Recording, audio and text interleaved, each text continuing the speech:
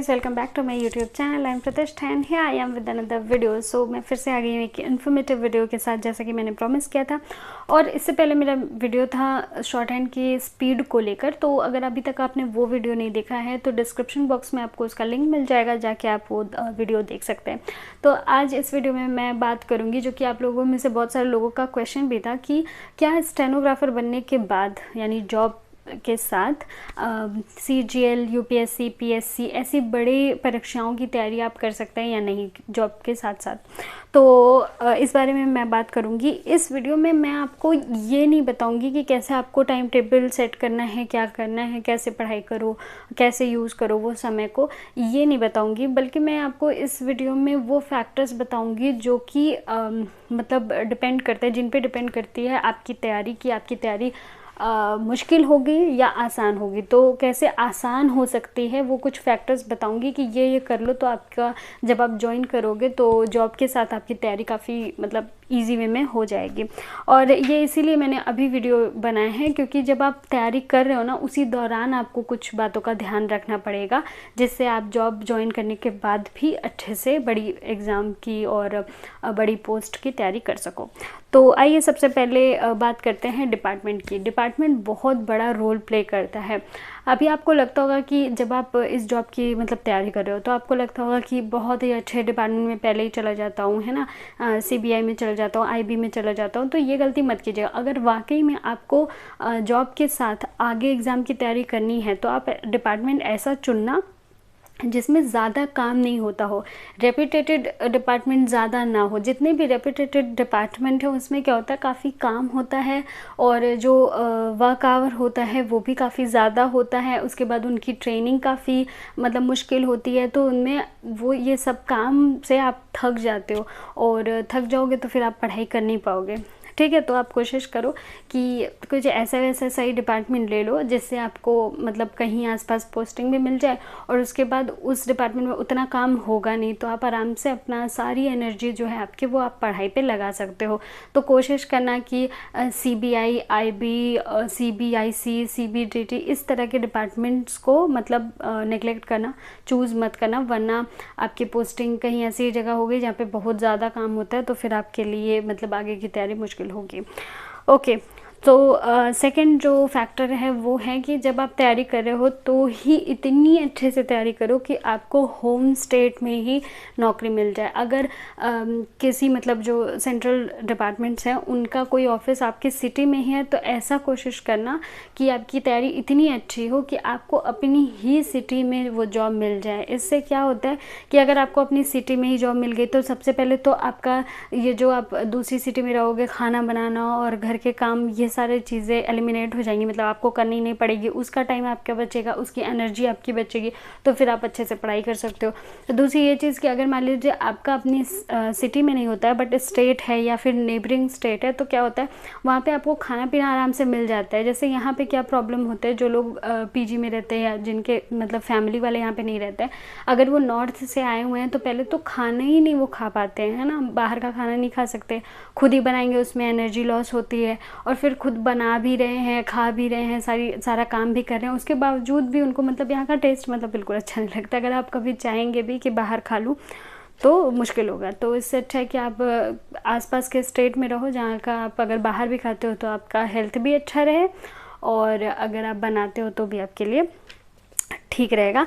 तो home state की कोशिश करो। और दूसरा फ़ायदा ये भी होता है कि जैसे कि अगर आपको घर जाना है, बीच बीच में आप घर तो जाओगे ना, कितनी भी तैयारी कर रहे हो जो भी है, तो घर जाने का जो टाइम है वो बचेगा आपका, पैसे भी आपके बचेंगे। वो पैसे भी आप यूज़ कर सकते हो अपनी नेक्स्ट पढ़ाई के लिए, क्योंकि नोट्स वगैरह आपको ख़रीदने होंगे।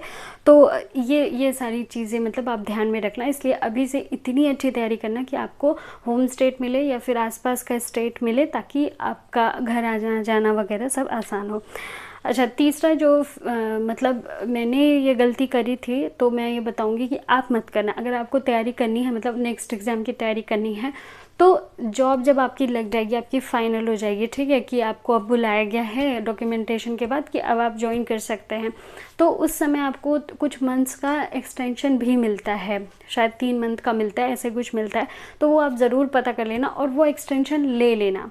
सीनियरिटी और सैलरी को छोड़ दो, मतलब उसके बारे में मत सोचो। अगर आप सच में पढ़ना चाहते हो तो वो 3 मंथ आप ऐसे यूज़ करो कि आप अपनी अगली जो एग्ज़ाम आप देना चाहते हो, चाहे यूपीएससी का या फिर सीजीएल का, उसकी पढ़ाई करना। क्योंकि मैंने ये गलती करी थी, मेरे से किसी ने बोला था कि अभी तुम पढ़ रही हो, अच्छा तुम्हारा पेस बन गया है तो तुम ये जॉब मत लो, मतलब अभी एक्सटेंशन ले लो और बाद में चली जाना। बट फिर मैंने सोचा, मुझे इतना पता था नहीं, मेरी एज काफ़ी कम थी, मुझे कुछ जानकारी नहीं थी, तो फिर मैंने सोचा नहीं ऐसा कैसे हो सकता है, अगर मैं नहीं गई तो फिर पता नहीं मेरी जॉब ना चली जाए, पता नहीं क्या क्या मैंने सोचा और मैं चली आई। लेकिन अब मैं सोचती हूँ अगर मैंने वो 3 मंथ का एक्सटेंशन ले लिया होता तो देखो, एक तरफ तो मेरी जॉब सिक्योर होगी, दूसरी तरफ मैं 3 मंथ और पढ़ सकती थी आराम से, तो मुझे कोई मतलब टेंशन नहीं थी। बट यही है कि मतलब मैंने नहीं करा, बट आप ये ज़रूर कर लेना। ओके। नेक्स्ट जो फैक्टर है 4th, वो है जब आपकी जॉइनिंग हो जाएगी, मतलब एक्सटेंशन भी आपने ले लिया तो उसके बाद भी आपको ज्वाइन तो करना ही पड़ेगा किसी न किसी दिन। तो जब आप ज्वाइन करो तो बिल्कुल कोशिश करना कि आपका जहाँ पर ऑफिस है उसके 1-2 किलोमीटर के रेडियस में ही आपका स्टे होना चाहिए, चाहे आप पीजी में हो चाहे रेंट ले रहे हो, तो आप ये कोशिश करना। ऐसे ज़्यादा पॉश एरिया देखने की ज़रूरत नहीं है आपको, क्योंकि आगे तैयारी करनी है। और अगर आपके पास कोई और मजबूरी नहीं है, आपको अलग सिटी में मतलब अकेले ही रहना है, तो आप कोशिश करना कि अपने ऑफिस के आसपास रहो, जिससे क्या होता है कि ट्रैवल टाइम आपका बच जाता है। तो जो लोग बेंगलोर मुंबई में हैं वो जानते हैं इस चीज़ की अहमियत कि ट्रैवल का टाइम कितना ज़्यादा मतलब क्रूशल होता है और काफ़ी ज़्यादा टाइम ट्रैवलिंग में चला जाता है। तो आप कोशिश करना कि आप पास में ही रहो। उससे क्या होगा कि 1-2 किलोमीटर के रेडियस में हो आप, तो आराम से आप सुबह उठ के तो आप वो टाइम यूज़ कर सकते हो पढ़ने में, और उसके बाद ऑफिस आपका आज ख़त्म हो गए तो आप वापस आए तो जल्दी वापस आ सकते हो, जल्दी रेस्ट कर सकते हो और फिर जल्दी से अपनी पढ़ाई शुरू कर सकते हो। तो इस बात का ज़रूर ध्यान रखना, दूर अपना जो स्टे है वो मत लेना एरिया की वजह से। ओके। जो नेक्स्ट चीज़ है, जो नेक्स्ट फैक्टर है वो ये है कि ऑफिस में जब आप जाओ ना तो आप नए रहोगे तो आपसे हो सकता है ज़्यादा लोग बात ना करें। तो आपको क्या करना है ना कि आप लोगों से रिलेशन बनाने की कोशिश करना, मतलब और जितने लोग हैं उनसे बात करने की कोशिश करना, जो आपके सीनियर्स हैं उनको रिस्पेक्ट देना, उनसे काफ़ी ज़्यादा बात करना। अगर आप किसी ऑफिसर के साथ अटैच्ड हो, यानी कि आपको किसी ऑफिसर को असिस्ट करना है, तो उससे अच्छे रिलेशन बनाने की कोशिश करना। इससे क्या होता है कि फिर जब आपको कभी हेल्प की ज़रूरत पड़ेगी, कभी आपको लीव की ज़रूरत पड़ेगी, कभी आपको पढ़ाई में किसी हेल्प की ज़रूरत पड़ेगी, तो वो आपकी हेल्प करेंगे, मतलब ऑफिस वाले। बहुत सारे लोगों को मैंने ऐसा देखा है, मैं इसीलिए बता रही हूँ क्योंकि मैंने तो हमेशा से ही रिलेशन बनाए, मैं बहुत ही ज़्यादा सोशल हूँ, तो मतलब मैं बात करती हूँ लोगों से। तो मैं जब पहले भी गई थी ऑफिस तो भी मैंने बात करना शुरू कर दिया था, तो मेरे ऑफिस में बहुत सारे फ्रेंड्स हैं। लेकिन मैंने कुछ लोगों को देखा है कि वो बात ही नहीं करते हैं, मतलब वो चाहते ही नहीं है, वो अपने में ही रहते हैं, डरे रहते हैं, सहमे रहते हैं। तो बाकी जितने स्टाफ के लोग होते हैं वो भी उनसे बात नहीं करते हैं, वो भी उनको नेगलेक्ट करते हैं। तो ऐसा मत करना, आप अच्छे से उन लोगों से बात करना, अपने आप को मतलब इंट्रोड्यूस कराना, और जैसे आपका रिलेशन अच्छा बनेगा तो फिर वो लोग ही आपके काम आएंगे आगे। ठीक है। और ये होता भी है, अच्छा होता है, पॉजिटिव आपको एनर्जी आएगी अगर आपके ऑफिस में अच्छे रिलेशंस हैं तो। जो नेक्स्ट फैक्टर है वो बहुत इम्पॉर्टेंट है और वो आप मतलब उल्टे तरीके से सोच सकते हो, इसलिए मैं यहाँ पे आपको क्लियरली बताऊँगी।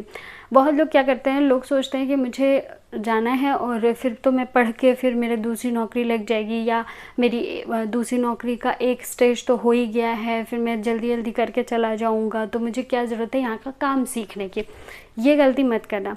आप ऑफिस जाओ, आप ऑफिस में पूरे मन से काम सीखो। कोई आपको काम नहीं दे रहा है तो भी उससे बोलो कि नहीं मेरे को काम दो और मुझे सिखाओ यहाँ का जो भी काम है। उससे कई फ़ायदे होंगे। पहली बात तो जो भी ऑफिसर आपसे अटैच्ड है, मतलब जो आपका बॉस है, उससे जैसा मैंने बताया ना ऊपर की रिलेशन अच्छा होगा, वो आपके बारे में अच्छा सोचेगा। जब भी आपको छुट्टी की ज़रूरत पड़ेगी, कुछ भी ऐसी ज़रूरत पड़ेगी, तो वो आपकी हेल्प करेगा। तो इसलिए आपका काम सीखना ज़रूरी है। दूसरी चीज़ कि जब आप काम सीख जाओगे, क्योंकि कभी ना कभी तो आपको काम सीखना पड़ेगा ही, ठीक है। मान लीजिए आप दूसरे एग्ज़ाम की तैयारी कर भी रहे हो सकता है उसमें 1 साल 2 साल का टाइम लगे, तो भी आप इस दौरान में तो आपको काम करना ही पड़ेगा। तो आपको काम करना पड़ेगा। अगर आप काम सीख गए अपने मतलब लर्निंग पीरियड में काम सीख गए तो आगे से आप काम बहुत जल्दी कर लोगे। जितना जल्दी कर लोगे उतना कम स्ट्रेस होगा, उतना कम टाइम लगेगा और उतनी ही एनर्जी आप अपने पढ़ाई में लगा सकते हो। तो ये होता है। थर्ड जो सबसे इम्पॉर्टेंट है, अगर आप सीजीएल की तैयारी कर रहे हैं, यूपीएससी की तैयारी कर रहे हैं, पीसीएस की तैयारी कर रहे हैं, तो क्या होगा कि जो आप अभी जॉब कर रहे हैं उसके बारे में ही आपसे इंटरव्यू में क्वेश्चन पूछे जाएंगे।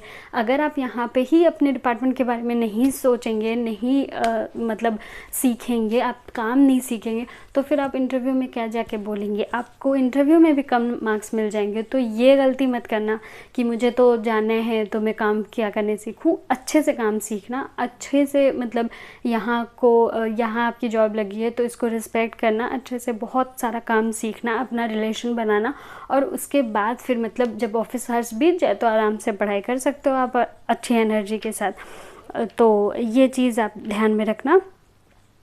हाँ, और जो आखिरी चीज़ है वो मैं कोट करना चाहूँगी जो बहुत ज़्यादा इम्पॉर्टेंट है, वो ये है कि जब आपकी जॉब लगेगी, आपने एक्सटेंशन मान लीजिए ले लिया पढ़ने के लिए, उसके बाद आपने मान लो जॉब ज्वाइन कर लिया, तो जॉब ज्वाइन करने के बाद से ही मतलब आपको पढ़ाई शुरू करनी है। आप रोज़ ऑफिस जाओ, ऑफिस से आओ, फिर से आप पढ़ना शुरू कर दो। क्योंकि अगर आपने एक बार वो जॉब लाइफ एंजॉय करनी शुरू कर दी कि नहीं ठीक है ये जॉब लाइफ भी एंजॉय करते हैं, पैसे भी उड़ाते हैं, ये भी करते हैं वो भी करते हैं, तो एक बार आपके हाथ में पैसा आ जाता है ना, तो फिर वो जो अभाव होता है वो ख़त्म हो जाता है। फिर आपको वैसा मोटिवेशन नहीं आएगा और आपकी पढ़ाई जो है वो धीरे धीरे लो होती जाएगी। सभी ने अपने अपने डिपार्टमेंट्स में, आप किसी से भी पूछोगे, मतलब जो भी लोग अभी जॉब कर रहे हैं, किसी से भी पूछोगे तो जब लोग डिपार्टमेंट में जाते हैं ना तो वहाँ पे हज़ारों लोग मिलते हैं जो तैयारी कर रहे होते हैं, लेकिन कुछ साल बाद सभी की तैयारी वो हो जाती है, ख़त्म हो जाती है और वो लोग अपना लाइफ एंजॉय करने लगते हैं। तो ये आप गलती मत करना। जैसे ही आपने जॉब ज्वाइन किया आप रोज़ पढ़ो। अगर आप स्टार्टिंग में उतना नहीं पढ़ पा रहे हो, थक जा रहे हो, या फिर रूम वूम ढूंढने में आपको दिक्कत हो रही है, मतलब कुछ भी, जब आप जॉब ज्वाइन करते हो तो बहुत सारे अलग चीज़ें चल रही होती है। तो अगर ये सब आपको दिक्कत है तो कोई बात नहीं, आप घर जाके सिर्फ 1 घंटा पढ़ लो, 2 घंटा पढ़ लो, आधा घंटा पढ़ लो, लेकिन पढ़ाई मत छोड़ना। एक बार आपने छोड़ दी ना तो फिर आप उसको फिर से नहीं स्टार्ट कर पाओगे, बहुत मुश्किल हो जाएगा। तो ये बात का ध्यान आप ज़रूर रखना। पैसे को अपना वो मत बना लेना कि अच्छा मुझे पैसे आ गए, तो उसको कंफर्ट मत बना लेना। जब आप अनकंफर्टेबल फेज़ में रहोगे तभी आप मतलब आपको मोटिवेशन भी आएगा और तभी आप पढ़ पाओगे आराम से। तो आई होप कि ये वीडियो आपके लिए हेल्पफुल रहा हो। अगर रहा है तो लाइक का बटन ज़रूर दबाइए, और अगर कोई सजेशन है तो वो ज़रूर कमेंट बॉक्स में लिख दीजिए कि मैंने कोई अगर पॉइंट छोड़ दिया हो तो। और आप और क्या जानना चाहते हैं वो भी आप अपना क्वेश्चन भी कमेंट बॉक्स में छोड़ सकते हैं। तो मिलते हैं नेक्स्ट वीडियो में, तब तक के लिए नमस्कार।